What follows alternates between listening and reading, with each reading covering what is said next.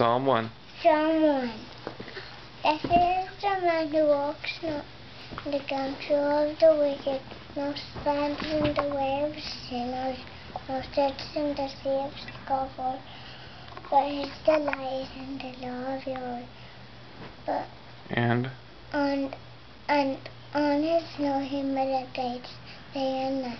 He is like a tree planted by streams of water, that yields its fruit in its season, and its leaf does not wither. In all that he does he prospers.